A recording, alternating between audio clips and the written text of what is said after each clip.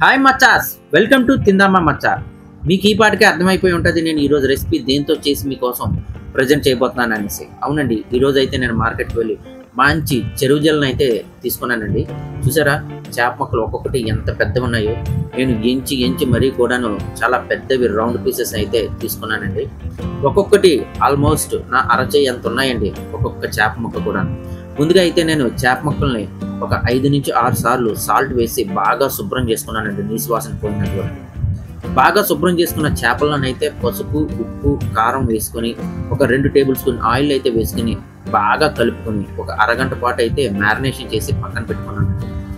దీనివల్ల ఏంటంటే చేప మొక్కలు మనం ఎగురు పెట్టుకున్నప్పుడు ఆ చేప మొక్కలకి ఆ ఉప్పు, కారం అనేవి బాగా పట్టి మంచి టేస్ట్ అయితే వస్తాయండి. ఫ్రెండ్స్, మా వీడియో అయితే మీకు నచ్చితే మా ఛానల్ని సబ్స్క్రైబ్ చేసుకోండి, అలాగే మా వీడియోని కూడా లైక్ చేసుకోండి.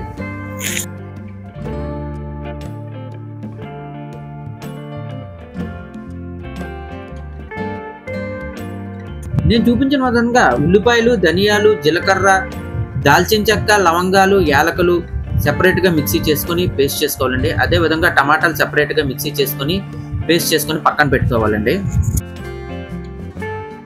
కడాయిలో ఆయిల్ వేసుకుని ఆయిల్ బాగా మరిగిన తర్వాత టేబుల్ స్పూన్ మెంతులు, టేబుల్ స్పూన్ జీలకర్ర అయితే వేసుకుని ఒక 30 సెకండ్స్ పాటు హై ఫ్లేమ్లో బాగా ఫ్రై చేసుకోవాలండి.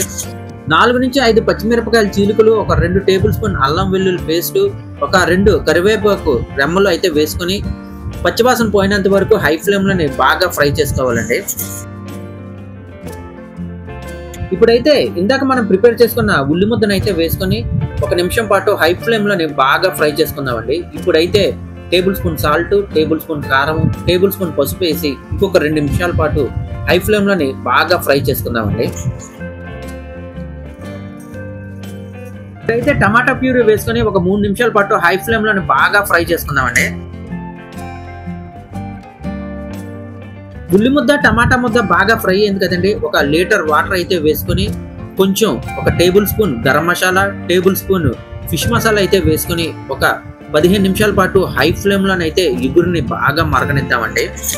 15 నిమిషాల పాటు బాగా మరిగిన ఇగురులోనైతే మనం ఇందాక 30 మినిట్స్ పాటు మ్యారినేషన్ చేసుకున్నటువంటి చేప మొక్కలను అయితే వేసుకొని మళ్ళీగా కొంచెం ఇప్పుడే గరిటతో కొంచెం అలా కలుపుకుందామండి. ఇప్పుడైతే మీడియం ఫ్లేమ్లోని ఒక 15 నిమిషాల పాటు మూత పెట్టి చేపలను అయితే ఉడకనిద్దామండి.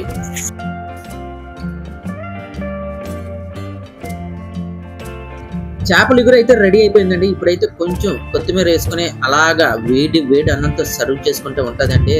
అద్భుతం అండి. రెసిపీ నచ్చిందా? ఇంకెందుకు ఆలస్యం చేయకుండా స్టెప్ టు స్టెప్ ఫాలో అయ్యి మీరు కూడా ఇంట్లో ఒకసారి ఈ రెసిపీని అయితే ప్రిపేర్ చేసి టేస్ట్ ఎలాగొచ్చిందో కమెంట్ బాక్స్లో అయితే పిన్ చేయండి. అలా వేడి అన్నం మీద వేడి ఇగురు అయితే వేసుకుని ఆ ముక్కలో వేసుకుని తింటుంటే ఉందండి, సూపర్ అండి. ముక్క చూసారా ఎంత బాగా కుక్ అయిందో, అసలు ముక్క అనేది చెదిరిపోకుండా ఎంత బాగా కుక్ అయిందో. ఫ్రెండ్స్, ఇంకొక మంచి వీడియోతో అయితే కలుద్దాం. అంతవరకు సైనింగ్ ఆఫ్ యువర్ ప్రదీప్.